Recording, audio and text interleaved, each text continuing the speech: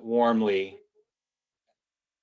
at least as warmly as can be done via Zoom, and tell everyone that when we made the decision to host Conservation Celebration virtually, it was a few months ago, before we realized that health orders would be changed. So if we had maybe an extra month or so, we would have gone back to an in-person event, given the positive change with regard to the public health orders, both at the national and state level. So what I'm really looking forward to is seeing all of you in person at our upcoming events.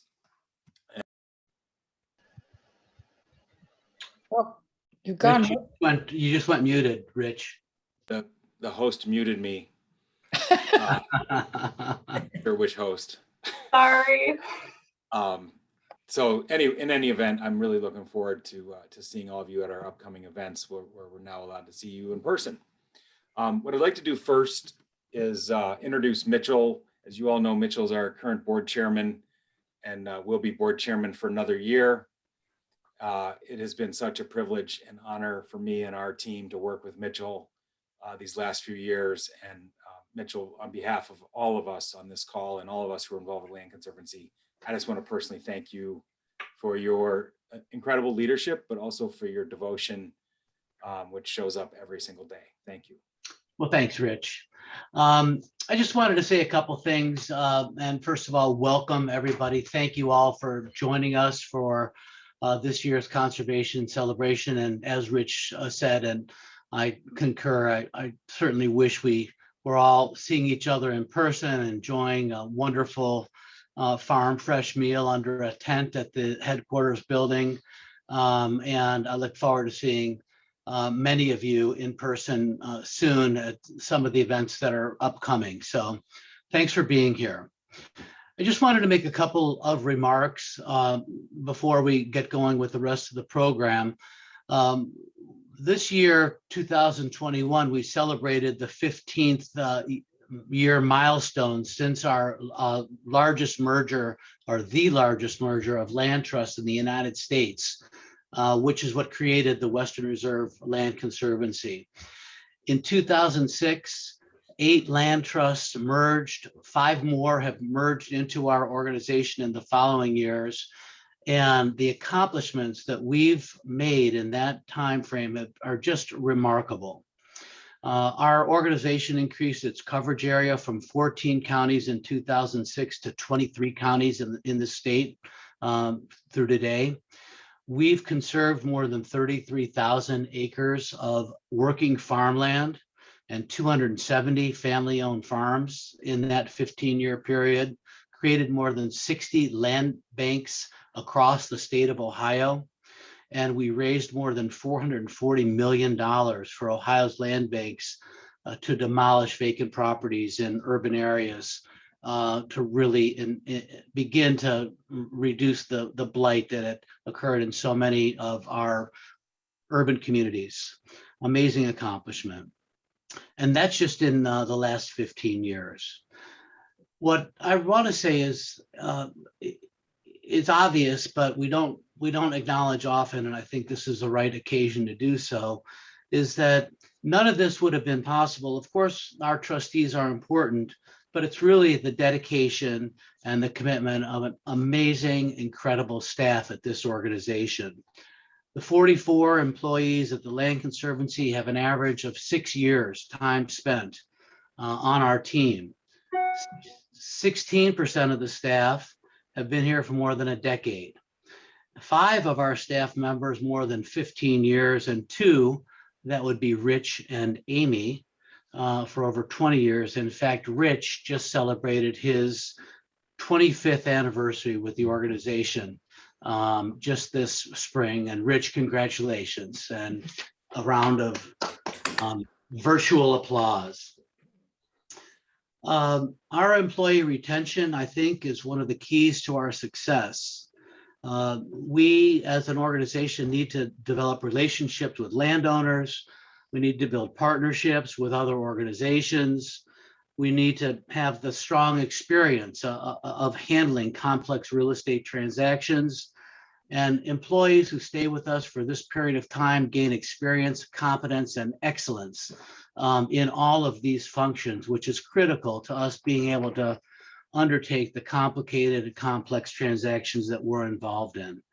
It's no wonder that just this week, the Western Reserve Land Conservancy was announced as one of the top Northeastern Ohio workplaces by the Plain Dealer, coming in of 100 small businesses with fewer than 149 employees at number 31.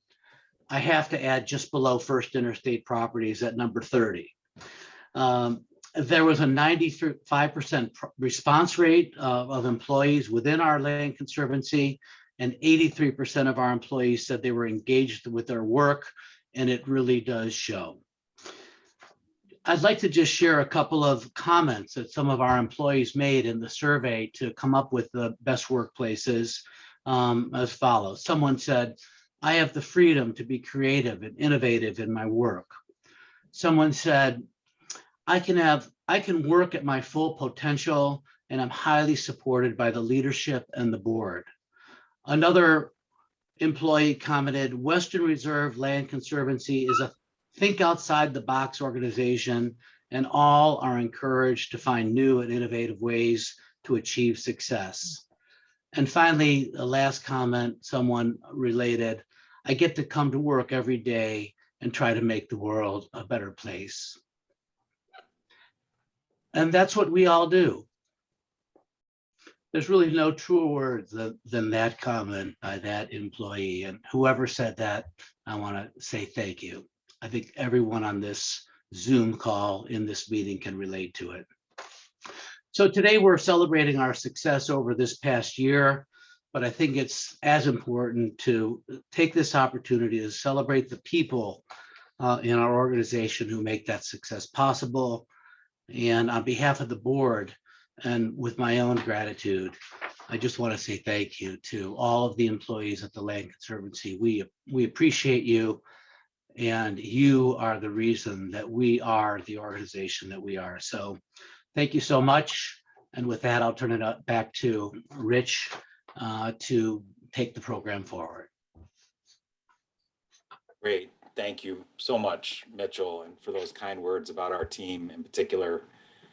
We have a great team. We work hard, but it feels good to be appreciated too. So thank you. Well, thank you all. Really, really mean it. Great. What I'm going to do tonight, partially to keep myself on track and partially because I've gotten such good feedback from a few of our trustees on some of the images and maps and photographs and stories I'm going to share with you. I'm gonna actually do it via PowerPoint, and there are one or two of you who have seen most of this content, but almost all of you have not. So sit back and enjoy the stories that I'm going to tell. So I think we're all becoming aware of the fact that Western Reserve Land Conservancy is distinguished nationally by virtue of the fact that we do so many different things now. We cover our region comprehensively from a landscape standpoint. We're well known for our natural areas work depicted by this photograph here. That's what we've always done. I think we will always do natural areas work. It's primarily ex-urban work, and it's where we were founded, and we still do an awful lot of it. After our merger in 2006, we got into what's called working landscapes, true farms and working forests as well to a lesser degree. A huge part of Ohio's cultural heritage, a huge part of Ohio's economy. Entire townships, even entire counties, are reliant on agricultural activity really for their survival. So we've gotten to be the largest agricultural conservation organization in Ohio over the last 10 years and work with so many farming families, many of whom are 5th and 6th generation, to preserve that cultural heritage, that economic vibrancy, and of course the rural character that comes along with it. What really makes us unique nationally is not only doing those two things well, but adding a third component, which is urban conservation and restoration. And we've gotten heavily into that over the last 10 years.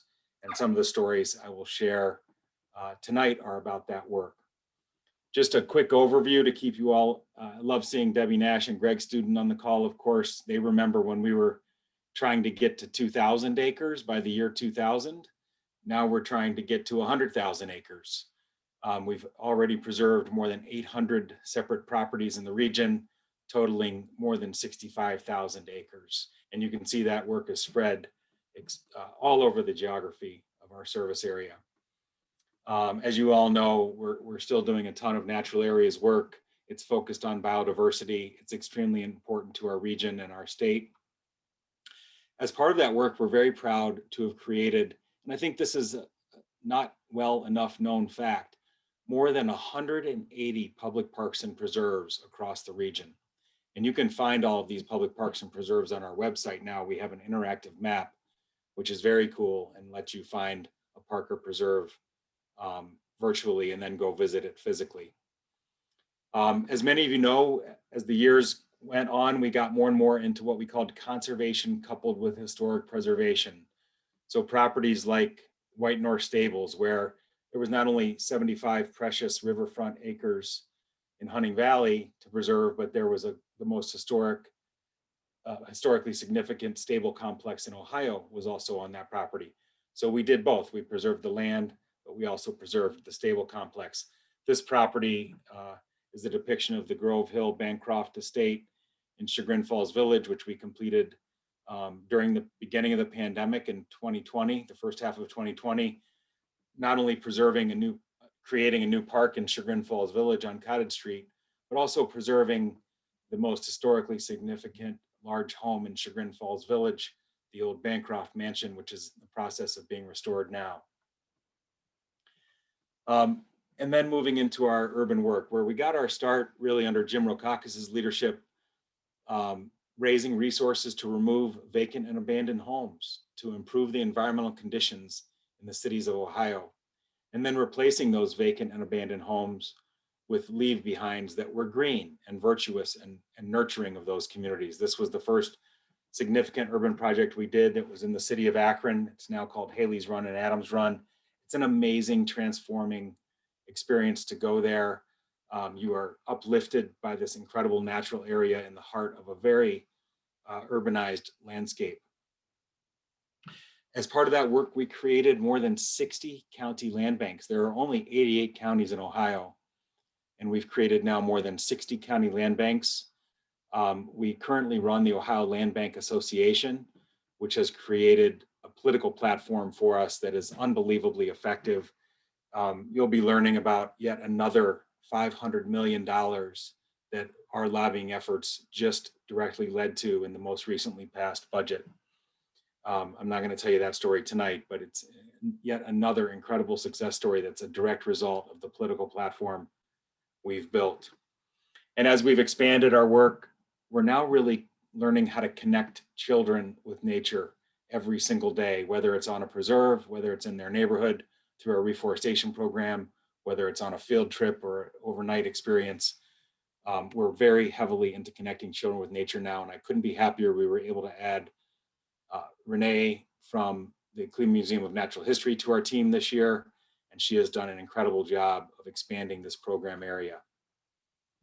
I think you all know we've gotten heavily into the Reforest Our City program, primarily focused on the city of Cleveland. We've now planted and maintained thousands upon thousands of trees. I think even more significantly, we also helped to establish and create the Cleveland Tree Coalition a number of years ago. We are now the fiscal agent and physical home of the Cleveland Tree Coalition. I'm proud to serve as chairman of the executive committee. The executive committee is comprised of these 9 enterprises, which is a really powerful group of CEOs from these 9 public and private organizations. And my colleague Elizabeth Grace is chairman of the larger Cleveland Tree Coalition, what's called the member group, which is 40 or 50 voluntary partners as part of the coalition. So not only our own work now with Reforest Our City, but really established ourselves as the home and the leader of the coalition itself. And through all of this work, one of our guiding principles is this wonderful quote from Rene Dubose: "We shape ourselves through the decisions that shape our environment." Such wisdom in this quote, because what he's really saying is human beings are uniquely able among all living things to shape their environmental conditions. we can build these beautiful buildings, we can build parks and preserves, we can build roads and sewers and water infrastructure. But once we shape our environmental conditions, at the end of the day, the environment shapes us. And that's really where we've taken our work to the next level, is helping communities to shape their environmental conditions. Right now, the environmental conditions in the city of Cleveland are on a glide path to a catastrophic human health situation. We're already at a deplorably low 18% tree canopy in the city of Cleveland. You want to be at 30, 40, even 50% in an urbanized area to have human health benefits kick in. The current system is designed to have us on a glide path to 14% by 2040 and ultimately to practically to 0%. So what we're doing is really an intervention. We're saying we're going to change the fundamental conditions here. We're going to preserve more trees in the city. We're going to plant more trees in the city. We're going to water and maintain more newly planted trees. We're going to change the amount of resources that are devoted to this. And that's our daily work now with reforestation, is reversing this glide path and making it go back up again so that we get to that 30, 40%, which Cleveland enjoyed for many, many decades, a 50% tree canopy at one time. This has incredible human health implications and also even human intelligence implications. This is a study that was just published in Belgium in 2020. The scientists isolated for every factor: genetics, race, economics, everything, schools, and learned that if you just looked at daily exposure to greenness and then corresponding IQ scores, there was a 2.6 point IQ score increase for every 3% increase to daily exposure to trees. Staggering implications of these studies, and this study is being repeated right now, and we'll learn more and more about the whys behind this. But we have a hypothesis that a lot of this has to do with stress and the fact that trees reduce stress and a lack of trees increase stress.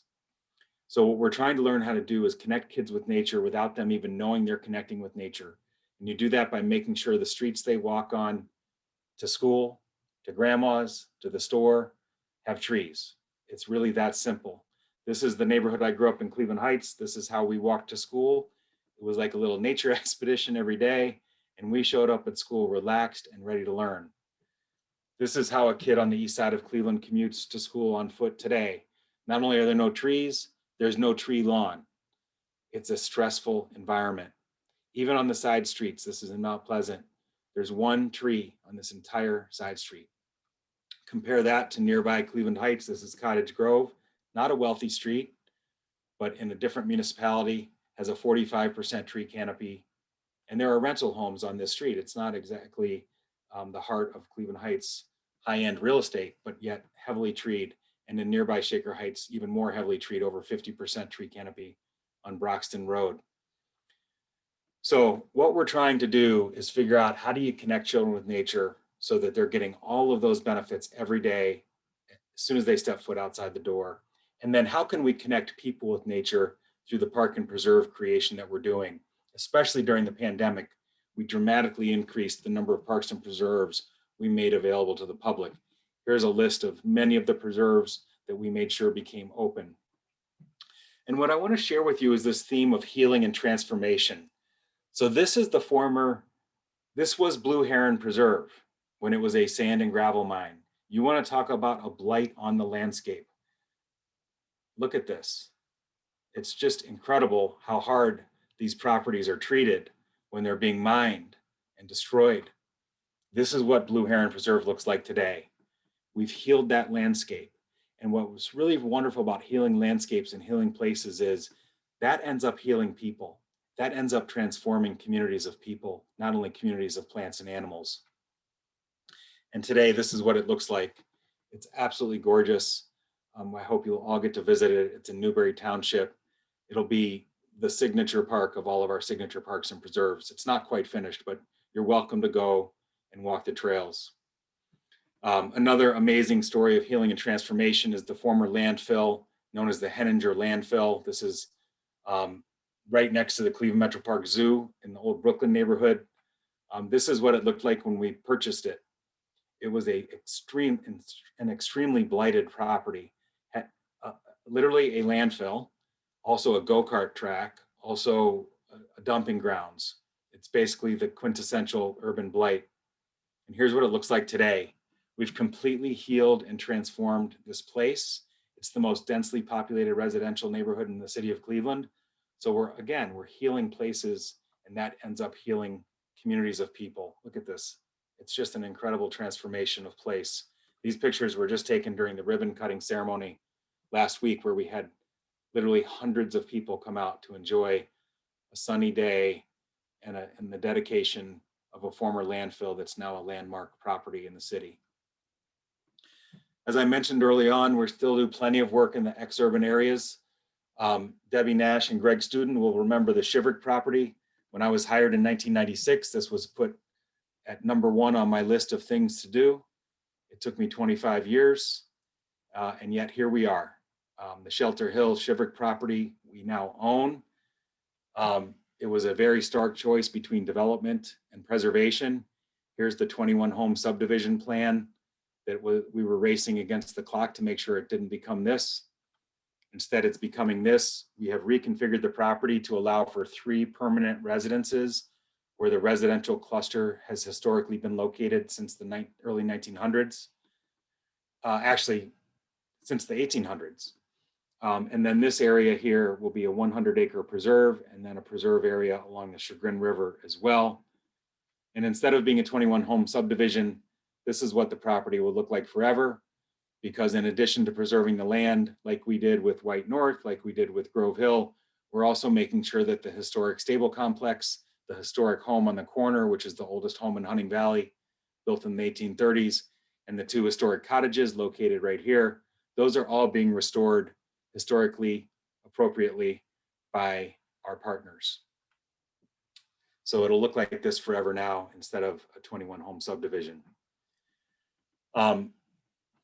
Just zoom into the Mount Pleasant neighborhood, and you'll find in October our newest park and preserve in the city of Cleveland called Garden of 11 Angels.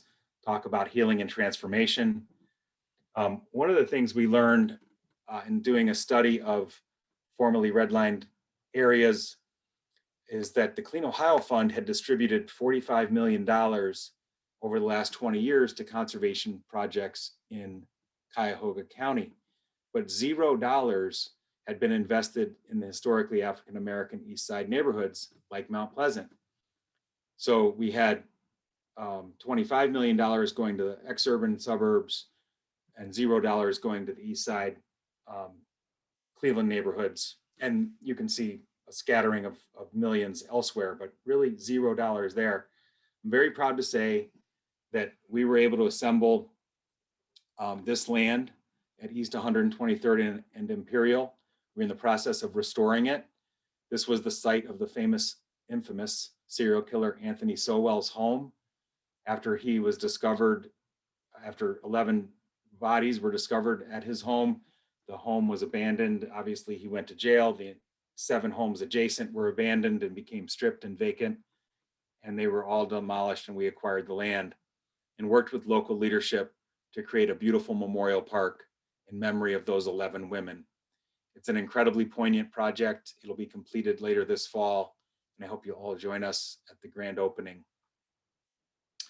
And I'm going to finish with that story. I think it sums up our theme of healing and transformation maybe better than any story we could ever tell or ever will be able to tell. We're deeply grateful to all of you, to our board, to our staff for pulling together the incredible diversity of work that this organization now generates.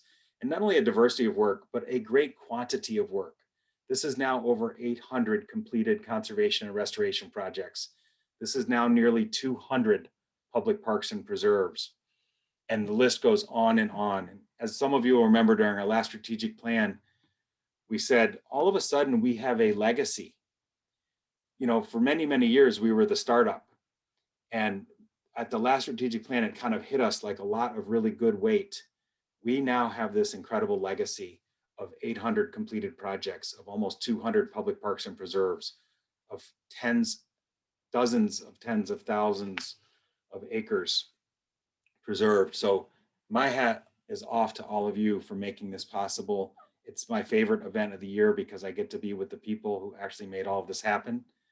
And I'll end my remarks there by saying we are going to host a very special new event.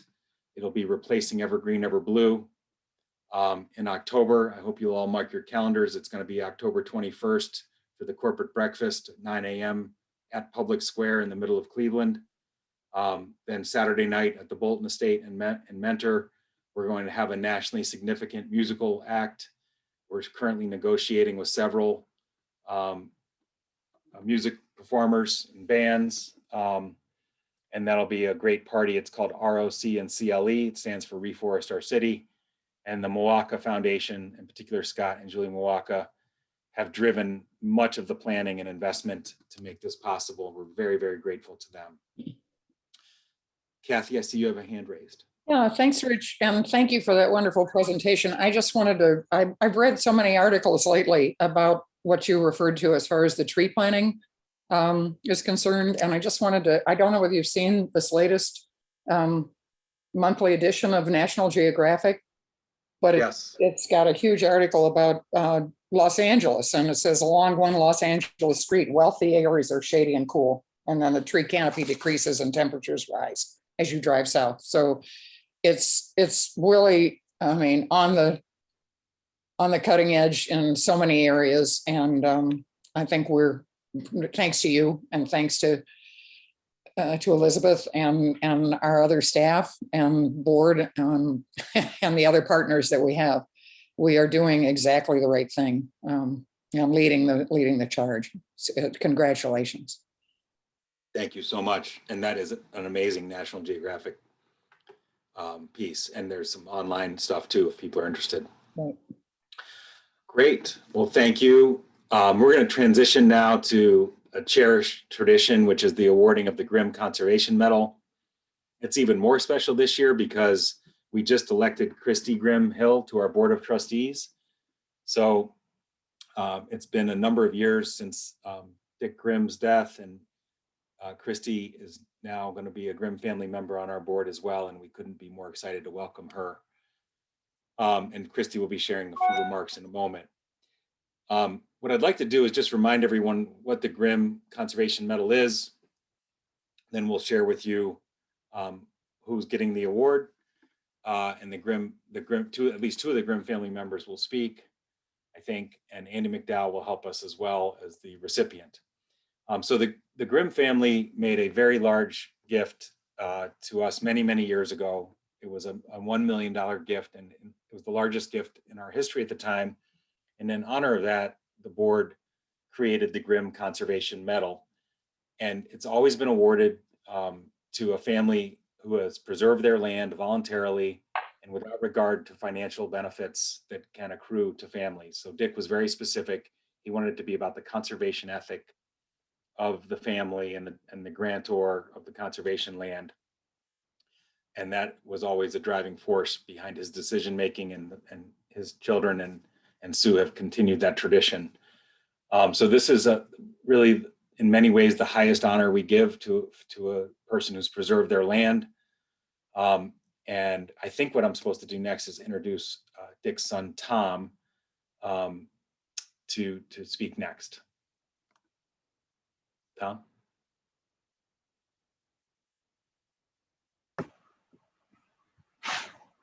Hey, everyone. So I thought Christy was going first, but it's not a problem. So I just wanted to, I'm very honored to represent the Grimm family.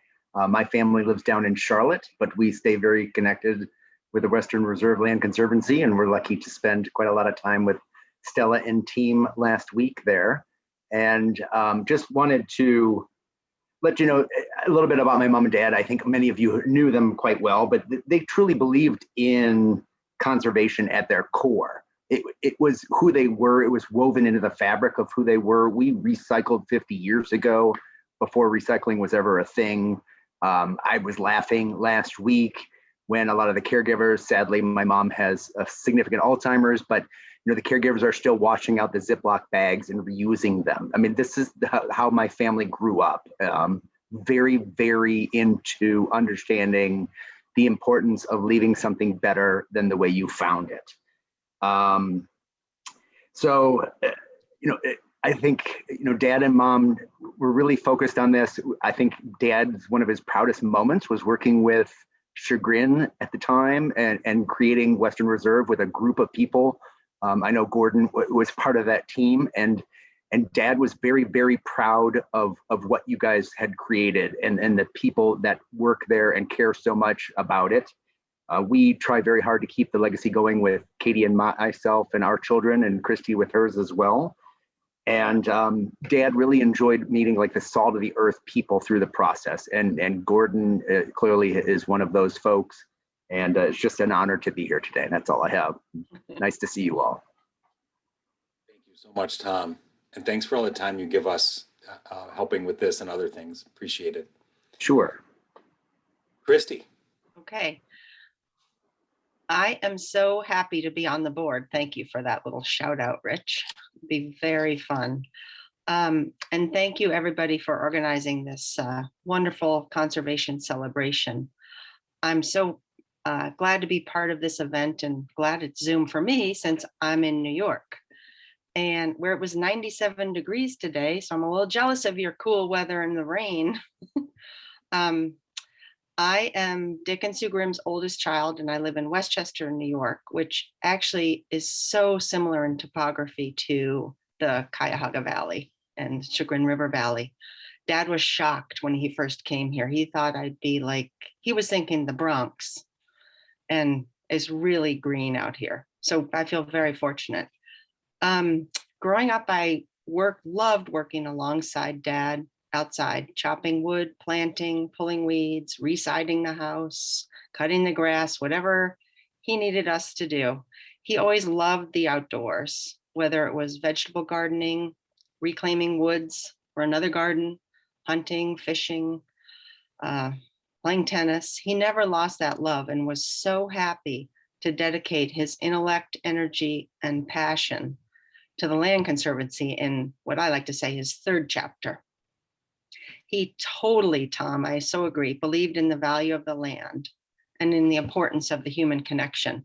And I think he would be so proud of the work that is currently going on. I really think he's smiling from his little plot in the corner of Salm and Fairmont. He, in fact, at one point, secretly or not so secretly, wanted to be an apple farmer in Western Wisconsin. And with 4 kids in grades 2 through 9, Mom put a hard stop to that idea. So working along Dad all these years, through the years, and then seeing him work with the Land Conservancy really allowed me to share his passion and nurture a love for land and land preservation myself. I remember when he put an easement on the Hunting Valley property in 1999. Way ahead of the curve. And then in August 2007, he put a conservation easement on the duck marsh in Newberry.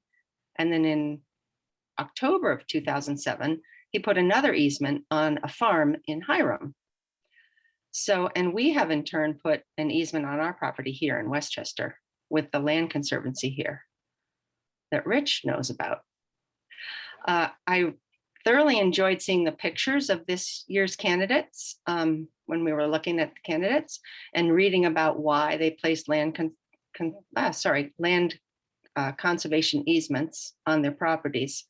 Not only are they naturally spectacular, but the importance of the land to each family was so clear, and their desire to preserve their land was so pure.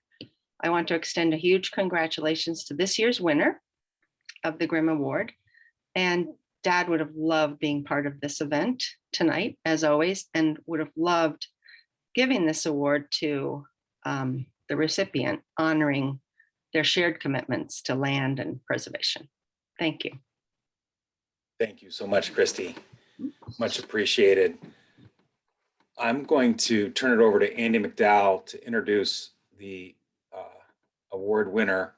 And I will just say that it's a coincidence, but a really warm coincidence and wonderful one, that The recipient and Dick were extremely close personal friends and really loved each other, and got to know each other through the merger process in 2004 and 2005. So it's a really special year for this award. Go ahead, Andy. Thanks, Rich. For those of you who don't know me, my name is Andy Mcdowell. I'm Vice President of Western Field Operations for the Conservancy. And like Rich said, today and this year's recipient is someone kind of special. As some of you know, I've nominated quite a few of these awards over the years, over the 15 years I've been on staff. And you know, they all have a terrific conservation ethic. Otherwise, we wouldn't nominate them. But it often does come down to the character of the individuals or the family as well. And Gordon Oney is long overdue in receiving this award. He's a man that does not ever seek the limelight. I've had a great relationship with him throughout my tenure here. He, as Rich mentioned, knew Dick Grimm quite well. He was instrumental in the talks of the merger. He assisted in representing the Firelands Land Conservancy when that was all taking place in 2004, 2005, and then into 2006. And he and his late wife, Kathy, obviously they preserved some land, and that was early on in 2008, 2000, I think 10 or 11. They preserved 3 properties totaling over 200 acres. And when I went to nominate them for this award, I went back in the files and pulled up the old maps that we used for when we were preserving their property. And I thought, boy, there's just no preserved land around them on these maps. And I asked our GIS staff, I said, hey, can you make me a new set of maps and put a new layer on here that shows, preserved land as of today? And it was just transformed.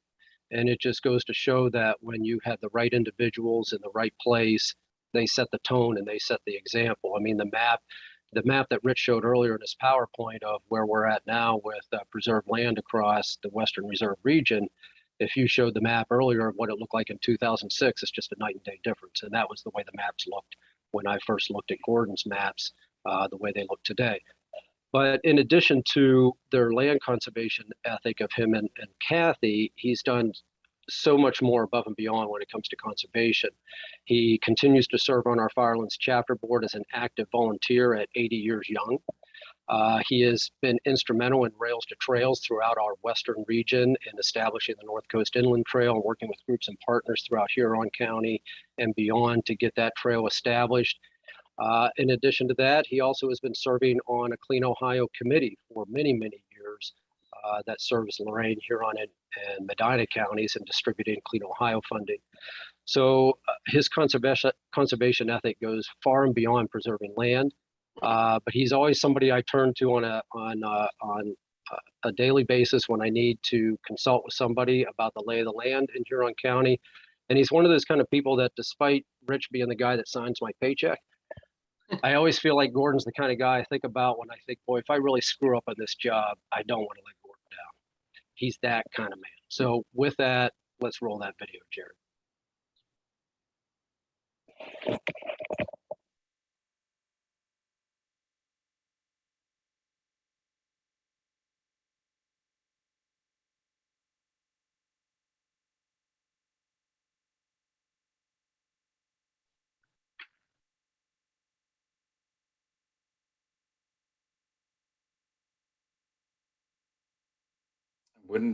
Wouldn't be a Zoom event without a technological challenge.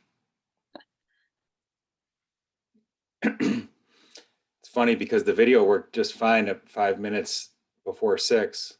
In my defense, this thing has worked fine all day. So clearly it's Zoom's fault.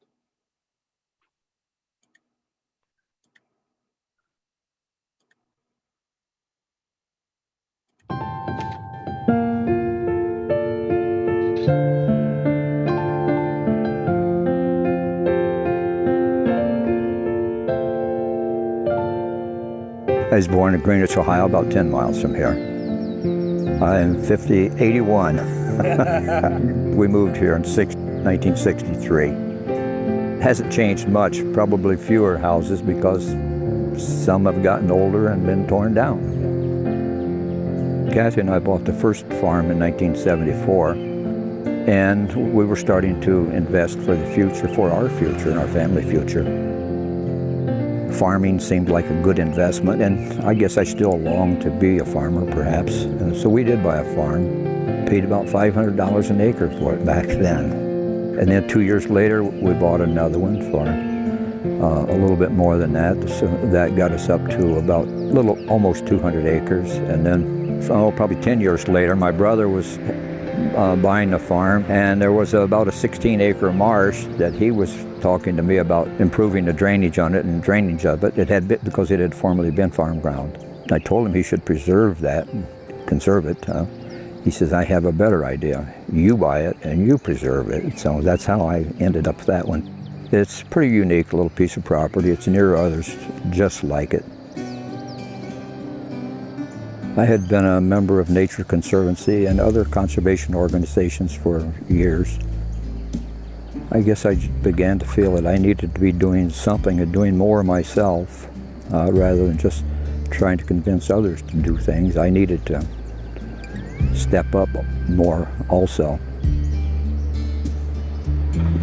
They're going to be physically the same. Their uses may be different. The farming methods most certainly will change. Perhaps the crops will change. The trees in the woods will be bigger, or perhaps the trees in the woods will have been harvested too, because it's still ag land. The marsh is going to always be marsh of some sort. There's a drainage tile or two that go through it, but they're solid tiles, so they don't affect the marsh. It's hard to anticipate what the next 50, 100, 200, what is perpetuity? It's a long time.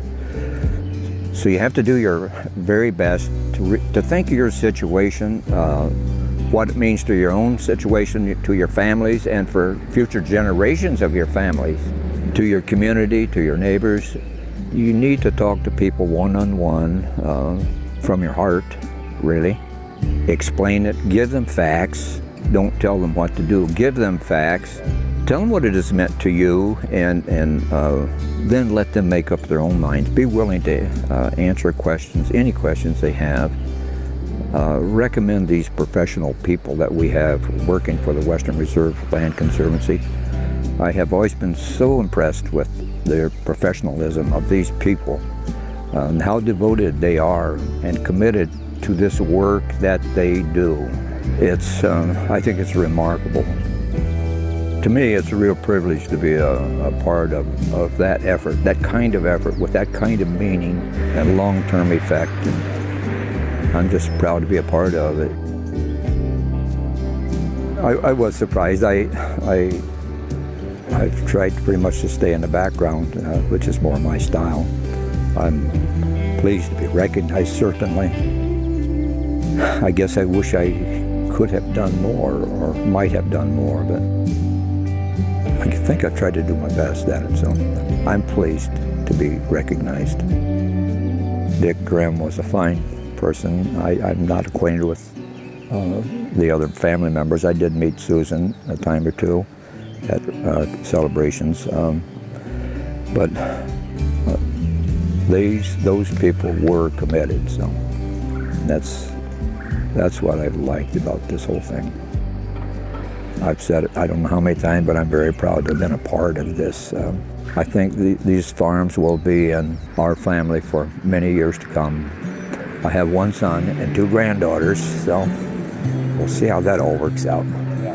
One just graduated from college, and the others will be a senior at Heidelberg, so things have changed.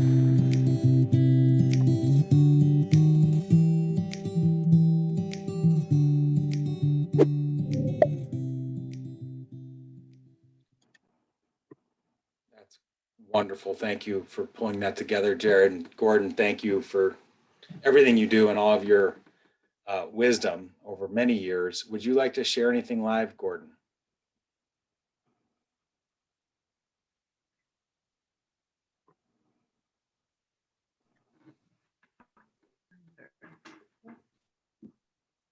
I think I'm live now. You are. One of the first things I think about in this is 23 years ago, I was asked to take part in a meeting up at Milan, Ohio. to form a land conservancy. That involved Kate Lackey and her husband, Dave, Clark Hahn, perhaps Dr. Wendt, and 5 or 6 other people who were dreaming of getting a land conservancy working out here in Huron County. I was trying to volunteer at that time for the Huron County Park District, which was barely breathing and still is barely breathing. But we were also thinking about bike paths and things like that. That group struggled, made a lot of progress in educating people in the next 6 or 7 or 8 years, whatever it was, until the merger discussions began. I was very pleased to be a part of those merger discussions. And I think that I was very hopeful. And when the mergers were completed, I was very thankful that we had gotten it done. There have been so many role models that I've worked with in that time. Jim Spira, Dick Grimm, Dr. Wendt, Kate Palacky, and I think particularly of Dean Sheldon out here in Huron County. As I indicated in that video, I'm just very pleased to have been a part of this. I'm amazed at how much has been done across the entire northeastern Ohio area, far exceeding the Western Reserve or far exceeding the Firelands area. So I thank the Grimm family and all who participated in giving me this award. Thank you all. That's it. Thank you so much, Gordon, and congratulations again. It's an amazing legacy that you've created. Okay, next up, we'd like to just briefly recognize, we have 2 retiring trustees this year. Larry Betcher, longtime trustee and legendary leader in the Firelands area. And then Muffy Sherwin, again, very long time relationship with the Land Conservancy. Both Larry and Muffy are going to, like all of our former trustees, are going to stay involved and engaged, but their terms are up and are retiring. So neither are on the call today to my knowledge, but if you see Larry or Muffy, please thank them for their amazing service. Okay, now for the Sugar Maple Award. And as many of you know, the Sugar Maple Award was created to honor Steve Morris many years ago, our founding chairman. And Mary Weber actually was the brains behind this award. And it's been awarded every year now for many, many years. I'm not sure, probably 20 years. And to my knowledge, no recipient has ever known that they were the recipient until their name was announced at this event. So that's a pretty cool thing. And I believe that's true today. If it's not, I'm sure that the recipient will tell us that. And so without further ado, I'm going to announce the name. It is Rick Hyde, a very long time trustee. Has served on our board since the 1990s. And is a conservation buyer / easement donor, has occupied virtually every officership and committee chairmanship that we offer, has been a constant source of support, of wisdom, of friendship, of passion for the mission. I mean, when you talk about passion for conservation and for the out of doors and the mission, it's Rick. So I couldn't be happier for him. I couldn't be happier for our organization. Well-deserved, Rick, and in many ways long overdue, but we got you. And I couldn't be happier. I kept it a secret. It's amazing, isn't it? That It we've- is, yeah. Yeah. Thank you, Marilyn. And Rick, please feel free to share any thoughts or remarks. Well, to say I'm shocked is to be guilty of understatement. It just coincidentally, for those of you who don't know where I am, we were fortunate to have property in the Sangre de Cristo Mountains of New Mexico, where I sit at the moment. And our youngest daughter, Kristen, who was a school principal in Evergreen, Colorado, has been listening in on this presentation this evening, having heard me rave about how wonderful an organization it was and how fortunate I've been to be involved with such an amazing group of people. I mean, it's been probably, with one or two other exceptions, the most gratifying thing that I've done the last, I don't know, Rich, what is it, 25 years? I mean, I very innocently, Mary Weber was a dear friend of ours, and I'm sort of a serial retiree. I worked for 25 years and thought I was retiring, and then I went back to work, and I've done that, I don't know, 4 or 5 times since. But in 1996, when the Chagrin River Land Conservancy consisted of 2 people, Mary Weber's smiling face was on the Chagrin Valley Times as the first president, I believe. Rich, am I correct? First to succeed Steve. And I innocently called her and asked her if there were some things that I could do to help in her efforts. And frankly, my offer at the time, I thought, gee, I don't know, what are you guys going to do? Are you digging ditches? Is there something I can do physically to help you? And little did I know or could I have ever foreseen the incredible accomplishments of first the Chagrin River Land Conservancy and subsequently Western Reserve Land Conservancy. It just goes so far above and beyond anything that anybody could have predicted at the time. Clearly a huge amount of that credit goes to Rich, but there have been so many other people, Dick Grimm and Jim Spira and countless others, that it's been a great honor for me to have been associated with those people and the organization. So I don't feel like I deserve this, but I thank you so very much for giving me the opportunity to hopefully have made a contribution, and hopefully we will be able to continue to make contributions in the months and years ahead. Thank you. Thank you, Rick. You Oh my definitely gosh. deserve it. Oh my gosh. So this is a custom painting that we commissioned. The artist is on the call, Rick, Chuck Del Papa. And I know that's probably your most beloved spot in the world and 2 of your most beloved creatures ever. Yeah. So And we just lost the chocolate, so it's especially poignant because we're getting used to. I don't think you can see it, but it's, the yellow lab is sound asleep on the couch, and I think we lost him about halfway through the program, but that's Beautiful.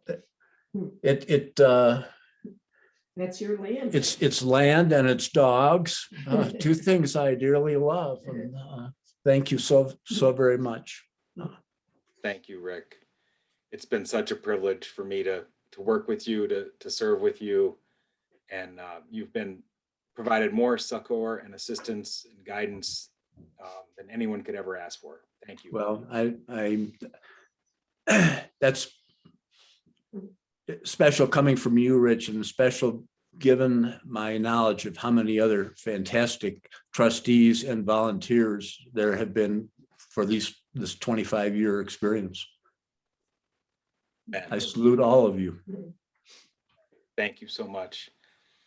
And for those of you who don't know, we give kind of custom gifts to each Sugar Maple awardee.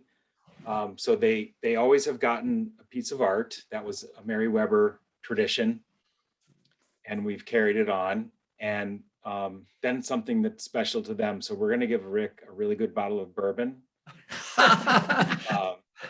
It's funny you should mention that. Cheers. I never Know got him well. Then I got And, about till, about half an hour ago, and I thought it's this dry desert air. Indeed. So we'll get that to you when you're back in town, and then also we'll get you the framed resolution. I've got it right here. Oh, we already got that one. Okay, good. Good. There it is. Stella Right. took care of everything. Wow. Thank you, Well, Stella. I can't tell you how gratifying it has been for not just me, but for Marilyn and for our children, I think, in some respects, to be witness to what has been a wonderful, wonderful experience that I could never have dreamed would have been so gratifying. So Yeah, me too. Here, Thank- here. thank you. Thank you. Both. Okay. Well, that is the conclusion of the formal part of the program. I will close by saying that all of you, I think all of you will be getting a gift if you haven't gotten it already. We have mailed maple syrup from one of our preserved properties to all of you. And it's not only maple syrup from one of our preserved properties, it's maple syrup from the Mcdowell family farm. And as you know, Pete is our extraordinary stewardship director. And his family has been making maple syrup for a very, very long time, and it's extremely good. So you'll all get a little bit of that liquid gold. And what I'm going to do is leave the meeting open for about 10 minutes so people can catch up with each other. It's probably going to feel a little chaotic at times, but I know that some of you want to catch up with each other. And so I will end the meeting, one of us will end the meeting at approximately 7:15. And in the meantime, thank you again. As Rick said, I don't think anyone could have imagined the breadth and the depth and the impact that this organization would have. And it's all because of you. It's that old Margaret Mead saying about a small group of thoughtful, committed citizens can change the world. And indeed, it's the only thing that ever has. Really epitomizes what this organization is and has become. So thank you all again. Look forward to seeing you soon. And again, I'll keep the meeting open for a few minutes. Thank you. Wow. Thank you, Rich. Great job to everybody involved. And congratulations, Rick and Marilyn. Thank you. For Marilyn. Oh, yeah. We love the Hey, Rick picture. and Marilyn, this is John and Pat. This is John and Pat. Congratulations. It's such a great honor to have you receive this. Thank you both. It's been great working with you and getting to know you better. Really, our friendship is another byproduct of our mutual love for the organization. So Yep, They're- absolutely. Yeah. And you said it so well. And this is a very, very special organization that I think all of us would think is among the top organizations we've ever been associated with. Amen. We'll see. Yeah, I want to give a little shout out to Corinne Rickaball, last year's Grimm Medal Award winner. Hi, Corinne. Yes. Najada asks about you all the time, so I hope you're doing well. And so you say hello, go ahead. Thank you. Hello. Thank you so much. I'm sitting here trying not to cry, listening to all these wonderful people and how I feel in my heart that I've believed this for years. And then here comes the Western Reserve Land Conservancy. Thank you so much for what you're doing and every little thing that anybody can do. As you said, we're all partners and love the good earth. So thank you again. And thanks, Andy, for helping us. And hello to Najada. Oh, hello, Najada. Yes, yes. We got along very specially with him. Yeah, I got along specially with him. Yes. I will let him know. If you don't mind, maybe we'll come out for cookies sometime soon. Okay, okay, anytime. So may we ask Gordon, questions this of is one John another? Leach. Gordon, this is John Leach. I just want to say that is a super award. I'm so happy that you have received that. You were instrumental in bringing all our organizations together, and we miss you, but you're back with us, and thank you so much for staying involved. I really enjoyed those meetings back in 2006 or 7, whenever it was. There was a lot of passion in those meetings, but there was also a lot of fun and a lot of laughing in the course of that. And I think it helped all of us establish a vision for what the Land Conservancy could be, and helped us to get through a lot of the fears and problems that many of us had, or many of the participants had, for a lot of good reasons. I particularly remember Dr. Wentz' enthusiasm for getting this done. He had, I think, a 275-acre farm out south there somewhere, and he was so determined. He wanted to get that land preserved. He finally got it done, and I think he was thrilled that it was accomplished. I know it was a major goal of his, and that may have been the first conservation easement from the former Firelands Land Conservancy. Kate and Andy would probably know the answers to that, however. I see Kate lurking over there somewhere, so she can answer that. Answer is Kate. John, I'd like to second that. And Gordon was always the voice of reason and calm. And just when we were trying to work out the deal of the merger, he was just steady, and this was going to get done. So congratulations, Gordon. Thank you, Kathy.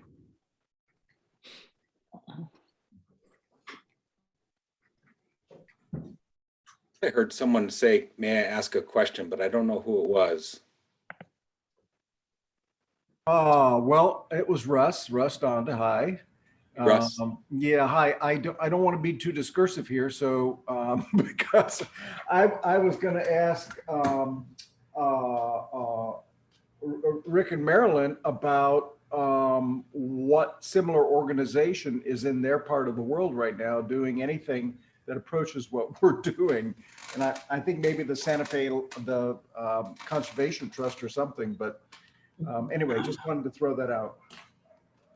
I can give you a short answer. I mean, first of all, our primary residence remains Newberry, Ohio, and our heart remains in northeastern Ohio, and will continue to do so. But we're fortunate to have, in fact, I might even be able to show you if I can turn my computer around here a little bit, a piece of land in the Sangre de Cristo Mountains. Mitch, does that show up? Yeah. Yeah. Oh, yeah. Yeah. Keep it there for a second. Same way if you're there in person, though. So it's Yes. it's just serendipity how this evolved. And the Santa Fe Conservation Trust is the comparable, I would say is probably a fair word, but not anywhere near as successful as what we have been in northeastern Ohio. The issues here are there's a commonality to some of the issues, but then some of them are very unique just to the fact that we're sitting here at 7,400 feet and get maybe 4 inches of rain a year. Meteorologically, certainly it's vastly different, but a lot of good people out here as well who are trying to achieve some of the same goals and objectives that are common to all land conservancies. So it's been, we have not been as directly involved here, but have tried to be very supportive of the organization, and it's a good group. Thank you. Thank you for sharing that. Rich, just one follow-up question on that. Is there any kind of, shared best practices that organizations like this share with others around the country? Yeah, there's quite a lot of that, and there's a long tradition of it, happily.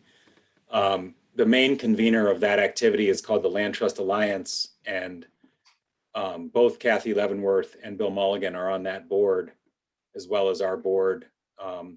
So we have a very close relationship with Land Trust Alliance, and they form various convening sessions virtually and physically, as well as all kinds of kind of sub-organizations or subgroups. I'm on one called the National Leadership Council, which is ostensibly the top 50 land trusts in the country. Each executive director is on that council. And as an example, there's a really gifted land trust leader in Taos, New Mexico, who does some really wonderful work. So I've gotten to know her through that convening, and there's a lot of technology transfer that happens. And I'm proud to say that Western Reserve Land Conservancy is viewed as a national leader, and that we're constantly asked to help other groups, to inspire them, to coach them, et cetera, and be happy to let Bill or Kathy elaborate if they'd like to. Well, and there is a best practices. I mean, there's a whole list of best practices, and that's part of the accreditation too. So yeah, thank you for sharing that. I'm delighted to hear that, and hopefully this is my last thought or question. But one of the things, and Rick and Marilyn, you may be aware of this, but Santa Fe has just gone through going through. I don't know if you want to call it a battle regarding dark skies and the trimming of streetlights. And I guess the question to Rich and others in our group is does dark skies, where we work to reduce the light pollution at night, is that ever do you foresee that ever being a part of what this group is doing? I don't know. I think it would be very place specific. So we've never discussed it. Can I jump in on that a second, Rich? Of course. The Geauga park system had created a park called Observatory Park several years ago, and it's a night sky observatory. And they presented a wonderful documentary film when they opened that was I think, I don't know whether it's created by GE but it was, I mean, it was a wonderful documentary that talked a lot about and maybe John and Pat would remember seeing that too. I don't know whether they do, but it's not something that Western Reserve does, but definitely Geauga County and Geauga Parks are aware of the pollution, of light pollution.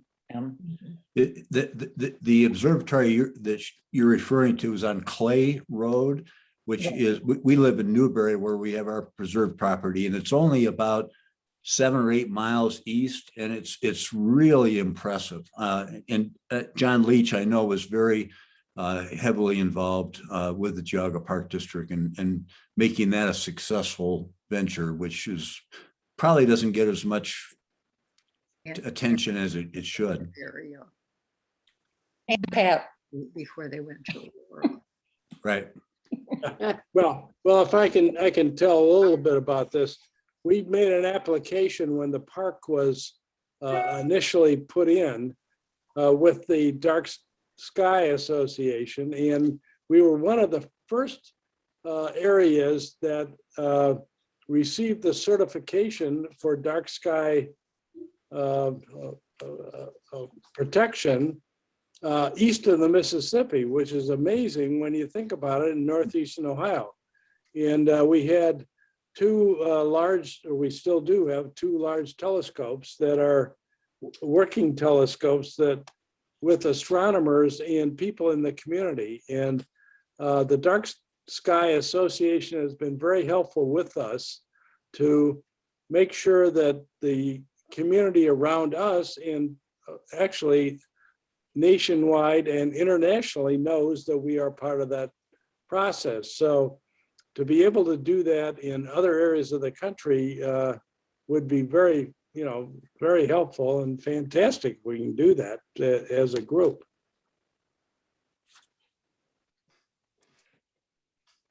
Okay. Well, I'm going to sign off in a minute. Any final urgent matters? Feel free. Did you write down the names of the Keep up the good work. We will. Rick, Thank you so much. congratulations. Come a long way, Rick.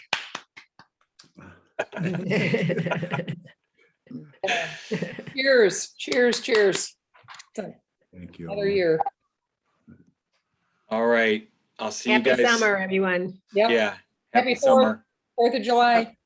Thanks to everyone for Take care, being part of everybody. this enterprise. Great celebration. Take care.